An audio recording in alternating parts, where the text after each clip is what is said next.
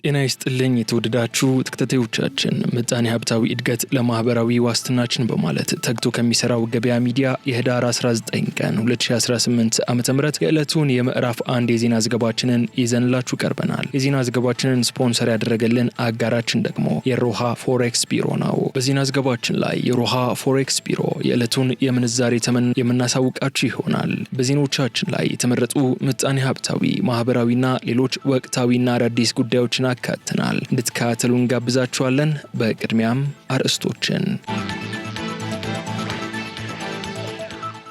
በመዲናዋ ከህዝብ ትራንስፖርት አገልግሎት አሰጣጥ ጋር በተያያዘ ከፍተኛ የሆነ ቅሬታ ተነስቷል። ቅሬታው የተነሳበት ምክንያት ብሎም የተሰጠው ምላሽ በዝርዝር ይዘነዋል። አብራችሁን ስትቆዩ የምትሰሙት ይሆናል። የዶላር ዋጋ ለተከታታይ ቀናት ቅናሽ ማስመዝገቡ ተነግሯል። ለዚህ የዋጋ ማሽቆልቆል የተቀመጡ ምክንያቶች በዘገባችን ላይ ያካተናል። ተሰሙታላችሁ። የመንግስት ሰራተኞች ተጠቃሚ ለማድረግ እየሰራው ነው ያለው ተቋም የመንግስት ሰራተኞች ከደሞዛቸው እየተቆረጠ የሚከፍሉበትን መንገድ በማመቻቸት አገልግሎት ሊያስጀምር መሆኑ ተሰምቷል። ተቋሙ ማን ነው? የሚሰጠው አገልግሎትስ ምን አይነት ነው? ሙሉ መረጃውን የምታደምጡት ይሆናል። የትራምፕ አስተዳደር ኤርትራን ጨምሮ የበርካታ ሀገራት ዜጎች ላይ ምርመራ ሊጀምር መሆኑ ተሰምቷል። ምርመራ የሚጀምረው ምንን በማስመልከት ነው?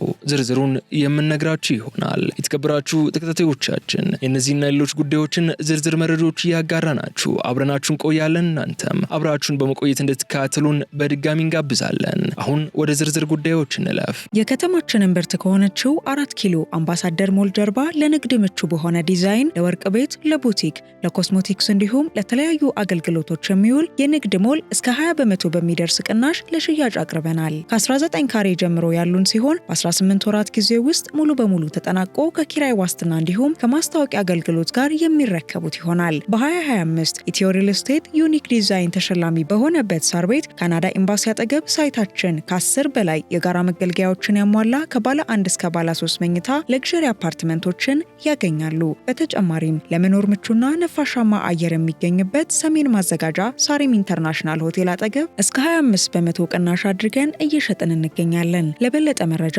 በ0936 67 63 34 ላይ ይደውሉ። አኮያ ፕሮፐርቲስ ከነገ ለተዛመደ። ባንኮች ለጀማሪ የስራ ፈጣሪዎች ያለማስያዣ ብድር መስጠት አለባቸው ተባለ። ይህ የተባለው ገዳ ባንክ በማህበር ለተደራጁ ጀማሪ የስራ ፈጣሪዎች ያለምንም ማስያዣ በብድር ተሽከርካሪዎች በሰጠበት ወቅት ሲሆን ተሽከርካሪዎቹ መካከለኛና ዝቅተኛ ገቢ ያላቸውን የህብረተሰብ ክፍሎች የትራንስፖርት ችግር መቀነስ የሚችል አገልግሎት የሚሰጡ መሆናቸውን የገዳ ባንክ ዋና ስራ አስፈጻሚ አቶ ወልዴ ቡልቶ ተናግረዋል። ባንኩ ሸገር ኢንተርፕራይዝ አሶሲዬሽን የተባለ ክህሎትና የስራ ፈጠራ ሀሳብ ያላቸው ወጣቶችን አሰልጥኖ የገንዘብ ድጋፍ እንዲያገኙ እየሰራ ካለ ተቋም ጋር በመተባበር ነው ከአካባቢ ብክለት ነፃ የሆኑ ተሽከርካሪዎችን ወጣቶቹ እንዲያገኙና ተጠቃሚ እንዲሆኑ ያደረገው። በተጨማሪም በዚህ ወቅት ገዳ ባንክና ናይስ ትሬዲንግ ኃላፊነት የተወሰነ የግል ማህበር መካከለኛና ዝቅተኛ ገቢ ያላቸውን የህብረተሰብ ክፍሎች የትራንስፖርት ችግር ለመቀነስ የሚያስችል ዘመናዊ የታክሲ አገልግሎት ለመጀመርም የትብብር ስምምነት የተፈራረሙ ሲሆን በስምምነቱ መሰረትም ገዳ ባንክ 10 ዘመናዊ ተሽከርካሪዎችን በመግዛት ለናይስ ትሬዲንግ ያስረከበ ሲሆን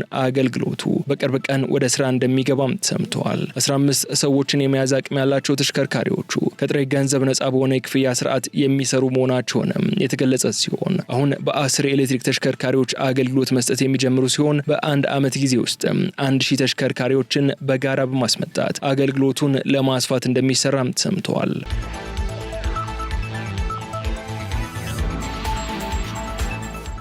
የኢትዮጵያን የዓለም ንግድ ድርጅት አባልነት በአጭር ጊዜ ለመጨረስ እየተሰራ መሆኑ ተገለጸ። የኢትዮጵያ የዓለም ንግድ ድርጅት አባልነት ሂደት ወሳኝ አካል በሆነው የሁለትዮሽ የገበያ ዕድል ከአውሮፓ ህብረት ጋር በቴክኒክ ደረጃ ውጤታማ ድርድር መደረጉን የንግድና ቀጠናዊ ትስስር ሚኒስቴር አስታውቀዋል። ከአውሮፓ ህብረት ጋር የተደረገው የሁለትዮሽ የገበያ ዕድል ድርድር በዋናነት በእቃዎችና አገልግሎት ንግድ ላይ ያተኮረ ሲሆን ወደ ስምምነት በሚወስዱ ጉዳዮች ዙሪያ ፍሬያማ ውይይት መደረጉንም ሚኒስትሩ ገልጸዋል። በቀጣይም ቀሪ ጉዳዮችን በማጠናቀቅ በጥቂት ሳምንታት ውስጥ ድርድሩን ለመቋጨት በትጋት ይሰራል የተባለ ሲሆን ይህ ድርድር ነባሩን ጠንካራ ሁለትዮሽ የንግድ ትስስርን የበለጠ ለማሳደግም ትልቅ አቅም የሚፈጥር ይሆናል ተብሏል። ባለፉት ጥቂት ወራት ውስጥም ከቱርክ፣ አርጀንቲና፣ ቻይናና ራሽያ ጋር የሁለትዮሽ የገበያ ዕድል ስምምነት መፈረሙ የሚታወስ ሲሆን የኢትዮጵያን የዓለም ንግድ ድርጅት አባልነትን በመጪው መጋቢት ወር ለማጠናቀቅ በኢፌድሪ የንግድና ቀጠናዊ ትስስር ሚኒስቴር አስተባባሪነትና በዶክተር ካሳሁን ጎፌ ዋና ተደራዳሪ በጊዜያዊነት በከፍተኛ ርብርብ ወሳኝ ተግባራት በመከናወን ላይ እንደሚገኝም ከሚኒስትሩ የተገኘው መረጃ ያሳያል።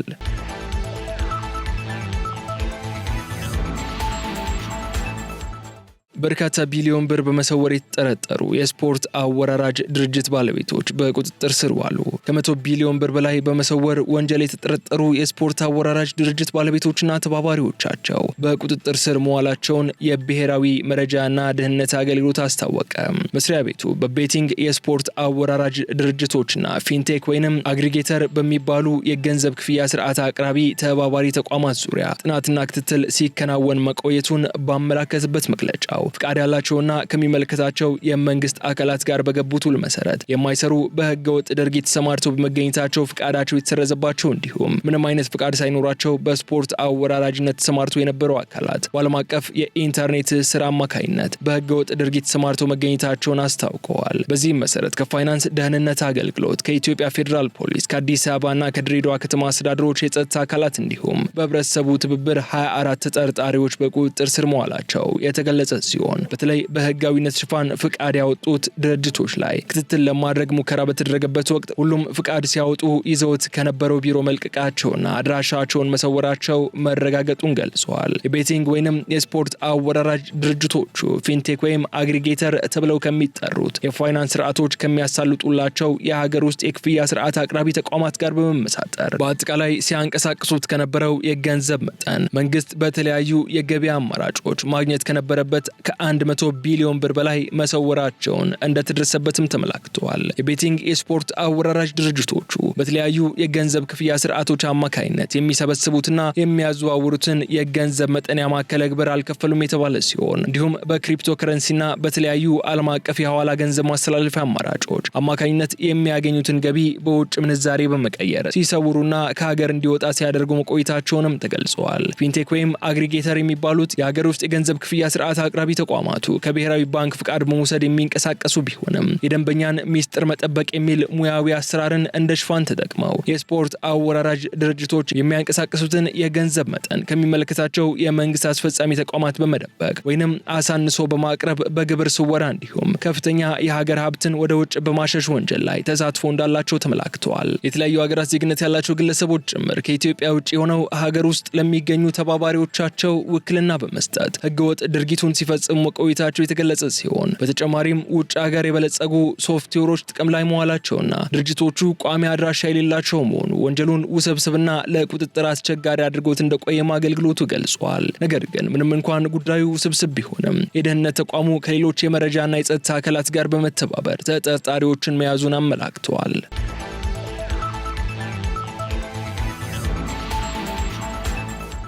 በመዲናዋ መምህራን በህዝብ ትራንስፖርት አገልግሎት ላይ ቅድሚያ እንዲሰጣቸውና ያለ ክፍያ እንዲጓዙ መደረጉ ቅሬታ አስነሳ።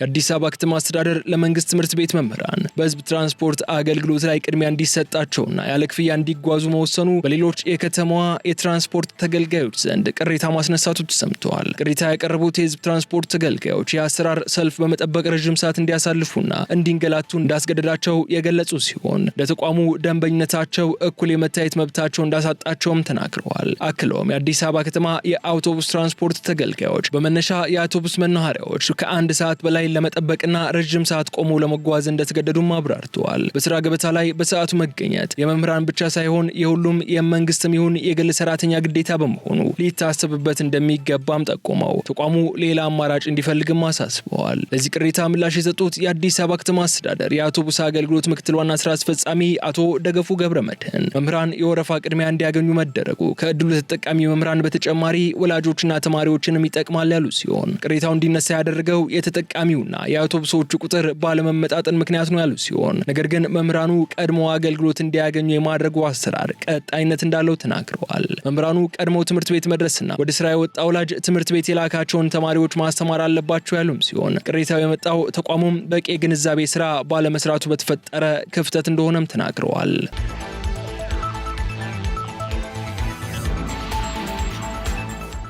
የመንግስት ሰራተኞች የጤና መድን ተጠቃሚ ሊሆኑ ነው ተባለ። የመንግስት ሰራተኞች በቀጣዩ ዓመት የጤና መድን አገልግሎት ተጠቃሚ ይሆናሉ ተብሎ እንደሚጠበቅ የኢትዮጵያ ጤና መድን አገልግሎት አስታወቀ። መደበኛ በሆኑ የሥራ መስኮች የተሰማሩ ዜጎችን የጤና መድን አገልግሎት እንዲያገኙ ታስቦ የተዘጋጀው የማህበራዊ ጤና መድን አገልግሎት በአዋጅና ደንብ ከጸደቀ 14 ዓመታትን ማስቆጠሩ የገለጹት የኢትዮጵያ ጤና መድን አገልግሎት ዋና ዳይሬክተር አቶ ተስፋዬ ወርቁ አዋጁ ሰራተኛው ከደሞዙ 3 በመቶ እንዲቆረጥ የፌዴራልና የክልል መንግስታትም ለቀጠሩት ሰራተኛ 3 በመቶውን እንዲሸፍኑ እንደሚደነግግም ገልጸዋል። ሆኖም ግን ባለፉት ዓመታት በመንግስት በኩል በቂ ገንዘብ ባለመኖሩና በኑሮ ውድነቱ አማካኝነት ሳይተገበር ቢቆይም በዘንድሮ ዓመት ግን የተሻለ ተስፋ ታይቷል ያሉት ዋና ዳይሬክተሩ በዘንድሮ ዓመት በጤናው ዘርፍ የተሰማሩ ከ500 ሺህ በላይ ሰራተኞች ለአገልግሎቱ መመዝገባቸውን በመጥቀስ ከገንዘብ ሚኒስቴርም 4.5 ቢሊዮን ብር መጽደቁን ተናግረዋል። አክለውም በሚቀጥለው ዓመት ሁሉም የመንግስት ሰራተኛ ተጠቃሚ እንዲሆን የፌዴራልም ሆነ የክልል መንግስታት በጀት ይይዛሉ ተብሎ እንደሚጠበቅ አመላክተዋል።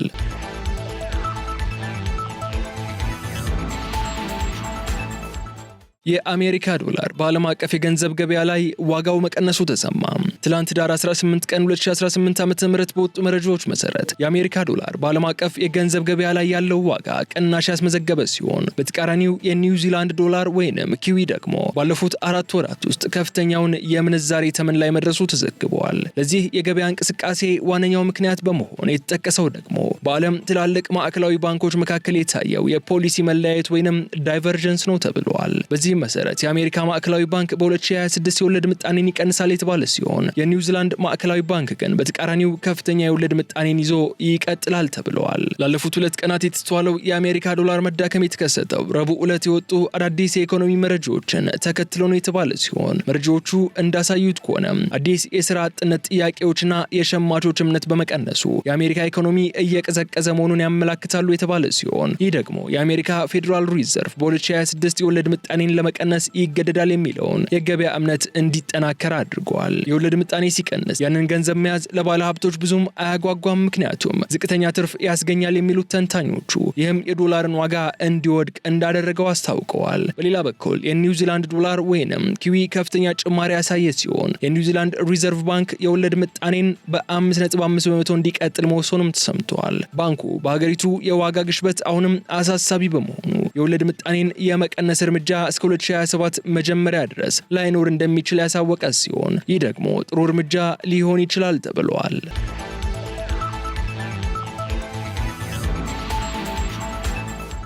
በመጨረሻም አሜሪካ ኤርትራን ጨምሮ የበርካታ ሀገራት ዜጎች ላይ ምርመራ ልትጀምር ነው። የትራምፕ አስተዳደር ኤርትራን ጨምሮ ከ19 ሀገራት ወደ አሜሪካ የገቡ ሁሉም ዜጎች የመኖሪያና የስራ ፍቃድ ላይ እንደገና ምርመራ ሊያደርግ መሆኑ ተሰምቷል። ፕሬዚዳንት ትራምፕ አሳሳቢ ከሆኑ ሀገራት የመጡ ስደተኞች በሙሉ የእያንዳንዳቸው የመኖሪያና የስራ ፍቃድ በጥብቅ እንደገና እንዲመረመር መመሪያ ሰጥተዋል ሲሉም ዩናይትድ ስቴትሱ የዜግነትና የኢሚግሬሽን አገልግሎት ኃላፊ ጆሴፍ ኤድሎ ተናግረዋል። በዚህም መሰረት ከኤርትራ፣ ከሶማሊያ፣ ሱዳን፣ ሊቢያና ዲሞክራቲክ ኮንጎን የመሳሰሉ የአፍሪካ ሀገራት ብሎም አፍጋኒስታን፣ የመን፣ ኩባ፣ ሄቲ፣ ኢራንና ቬንዙዌላ የሚያካትት መሆኑ ለማወቅ ተችሏል። ይህ ትዕዛዝ የመጣው አንድ አፍጋኒስታናዊ ረቡዕ ዕለት በዋሽንግተን ዲሲ 2 የብሔራዊ ዘብ አባላት ላይ ተኩሶ ከባድ ጉዳት ካደረሰ በኋላ ሲሆን ተጠርጣሪው ራህማኑላህ ላካንዋል ወደ አሜሪካ በአውሮፓውያኑ 2021 የገባው ዩናይትድ ስቴትስ ከአፍጋኒስታን መውጣቷን ተከትሎ ለአፍጋኒስታን ልዩ የኢሚግሬሽን ጥበቃ በሚሰጥ ፕሮግራም ውስጥ ነው ተብሏል። ፕሬዚዳንት ዶናልድ ትራምፕ በዋይት ሃውስ የብሔራዊ ዘብ አባላት ላይ የተፈጸመው ጥቃት ትልቅ የብሔራዊ ደህንነት ስጋት መሆኑን በመናገር ትዕዛዙን የሰጡ ቢሆንም የዜግነትና ኢሚግሬሽን አገልግሎት ኃላፊው ግን የመኖሪያና የስራ ፍቃዱ እንደገና መታየት የሚጀምረው ከጥቃቱ ጋር በተያያዘ ስለመሆኑ ወይ አለመሆኑን ምንም ያሉት ነገር የለም። ኃላፊው በኤክስ ላይ ባጋሩት ልጥፍም የዚህች ሀገርና የአሜሪካ ሕዝብ ደህንነት ከምንም በላይ ነው። እናም የአሜሪካ ሕዝብ ቀደም ሲል የነበረውን አስተዳደር ግዴለሽነት የተሞላበት የሰፈራ ፖሊሲ ጦስን አይሸከምም ሲሉ የገለጹ ሲሆን ዳግም የሚደረገው ምርመራ ምን እንደሚመስል ግን ተጨማሪ ዝርዝሮችን ሳይገልጹ ቀርተዋል።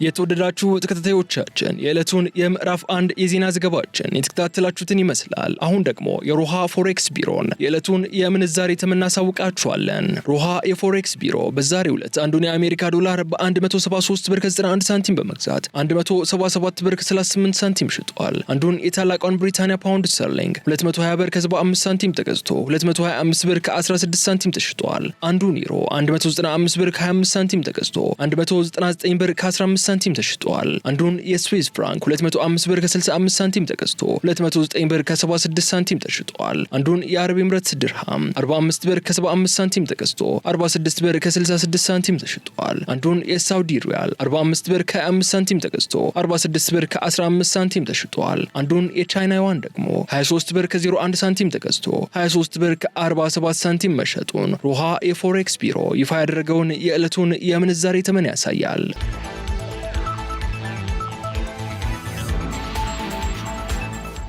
የተከበራችሁ ተከታታዮቻችን ለህዳር 19 ቀን 2018 ዓ.ም ምዕራፍ 1 ለቀን የተዘጋጁ የዜና ዘገባዎቻችን እነዚህ እስካሁን ስትከታተሏቸው የቆያችሁትን ይመስሉ ነበር። በቀጣይ በሌሎች ጉዳዮች መልሰን እስክንገናኝ ድረስ መልካም ሁሉ ለእናንተ ተመኘን።